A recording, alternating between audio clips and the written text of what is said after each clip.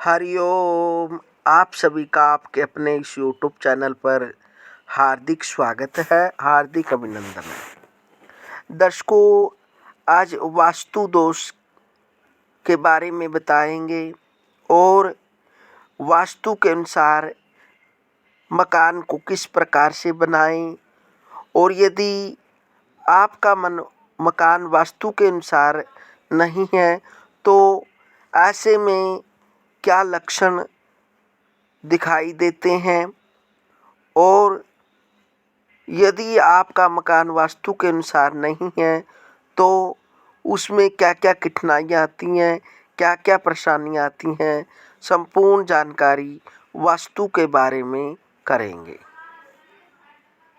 क्योंकि वास्तु दोष भी परिवार में कलह एवं अवनति का बहुत बड़ा कारण होता है। किसी भी वास्तु में 4 मुख्य दिशाएं एवं 4 कोण दिशाएं निश्चित रूप से पाई जाती हैं। वे दिशा पूर्व दिशा, दक्षिण दिशा, पश्चिम दिशा, उत्तर दिशा, ईशान कोण, अग्नि कोण, नैऋत्य कोण और वायव्य कोण।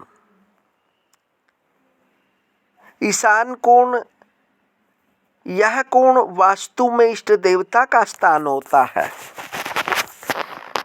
सभी वास्तु ग्रंथों में इस दिशा में पूजा घर का होना शुभ बताया जाता है। निर्माण में इस कोण को हल्का रखना चाहिए एवं भूमिगत पानी के टैंक का निर्माण भी इसी दिशा में प्रशस्त है, अच्छा माना जाता है। इस दिशा में शौचालय, रसोई अथवा भारी निर्माण का निषेध है। ऐसा करने से यह भाग दूषित होकर अशुभ परिमाण देने लगता है। यदि ईशान कोण में कोई वास्तु दोष हो तो इष्ट की सिद्धि समाप्त होने लगती है और आर्थिक नुकसान, व्यापार में घाटा एवं विभिन्न मानसिक परेशानियां परिवार को घेर लेती हैं। अग्निकोण, इस दिशा में रसोई या अग्नि संबंधी कार्य करने का निर्देश वास्तु शास्त्रों में है। यदि इस स्थान पर पानी का टैंक या कुआं आदि हो तो वास्तु दोष पूर्ण हो जाता है। इस कोण का संबंध रोगों से है। यदि यह कोण दूषित हो जाए तो परिवार में तरह तरह के रोग होने लगते हैं, जिनमें से उदर संबंधी विकार विशेष रूप से देखने को मिलते हैं। इस कोण में दोषों का मुख्य प्रभाव महिलाओं पर पड़ता है। महिलाओं को माहवारी को गड़बड़ हो जाती है। अग्निकोण के वास्तु दोष के कारण ही संभव होती है। नैऋत्य कोण, इस कोण में शौचालय आदि के निर्माण का संकेत वास्तु शास्त्र देते हैं, लेकिन शौचालय का निर्माण ठीक नैऋत्य कोण में न करके दक्षिण भाग की तरफ करना शुभ रहता है। इस कोण को वास्तु में भारी रखना चाहिए। यदि नैऋत्य में वास्तु दोष हो तो पितर दोष की संभावना प्रबल रहती है। वायव्य कोण, इस कोण में मुख्य रूप से अतिथियों का कमरा होना चाहिए, क्योंकि इस कोण में रहने वाली वस्तुएं अधिक नहीं टिक पाती।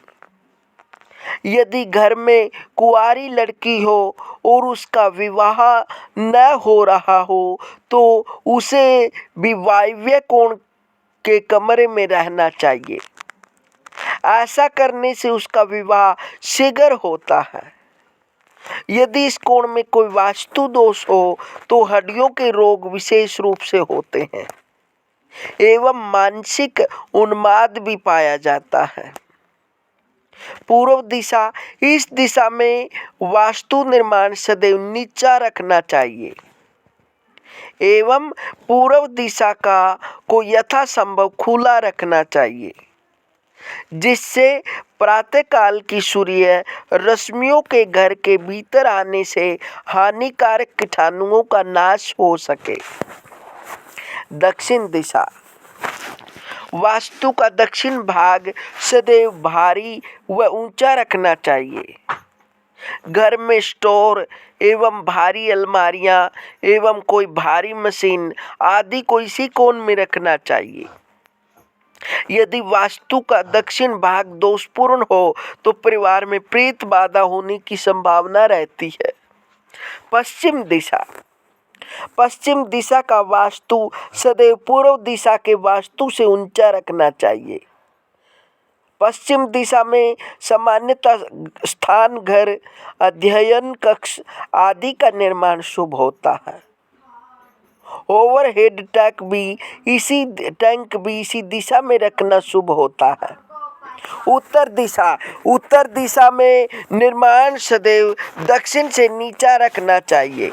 उत्तर दिशा में ही पैसे रखने की अलमारी रखे, लेकिन उत्तरी भाग के कमरे में अलमारी को इस प्रकार रखना चाहिए कि वह उस कमरे की दक्षिण दीवार से सटी रहे और उसका दरवाजा उत्तर की तरफ खुले। भूखंड की आकृति का विचार, भवन निर्माण करते समय भूखंड की आकृति पर अवश्य ही विचार करना चाहिए। भूखंड चौकोर अथवा आयताकार ही शुभ होता है। कभी भी भूखंड के 5 कोण, 6 कोण, त्रिकोण, 8 कोण आदि नहीं होने चाहिए। ऐसा भूखंड अशुभ होता है। ऐसे भूखंड अशुभ माने जाते हैं। यदि भूखंड में 8 कोण होंगे तो उसका अत्यंत अशुभ फल मिलता है। 8 कोण का भूखंड होने पर बाह्य बंधुओं को परेशानी होती है। घर में अग्नि से अक्षति हो सकती है। परिवार में किसी को मृत्यु दंड या फांसी हो सकती है। मछली के पेट की तरह उठा हुआ भूखंड दारिद्र्य कर देता है, कुटुंब की वृद्धि को रोक देता है, व्यक्ति को निसंतान रहना पड़ सकता है। भूखंड की भुजाएं निर्मल हो और भवन हाथ कटे मनुष्य सदृश हो तो घर में अत्यंत दुख, मृत्यु और यदि ऐसा भवन में किसी का विवाह हो जाए तो पुरुष या स्त्री विधुर या विधवा हो जाए। सिंहमुखी एवं गोमुखी भूखंड, भवन सदैव गोमुखी बनाना चाहिए। सिंहमुखी भवन अशुभ प्रभाव देता है। गोमुखी भवन में निवास करने से सुख शांति रहती है, जबकि सिंहमुखी भवन में रहने से सदैव आर्थिक तंगी बनी रहती है। कितना भी कमाया जाए लेकिन पैसा नहीं रुकता। इस प्रकार से मकान का निर्माण करवाना चाहिए। यदि आप भी इस प्रकार का मकान बनाएंगे वास्तु के अनुसार तो आपको किसी भी प्रकार की विपत्ति नहीं होगी। आप उस मकान में सुखमय रहेंगे, आनंद से रहेंगे, खुशी से रहेंगे। दर्शकों, अगली वीडियो में बताएंगे कि यदि आपके घर में कोई वास्तु दोष है तो उसका क्या उपाय करें। संपूर्ण जानकारी लेकर उपस्थित होंगे। तब तक हरिओम हरिओम।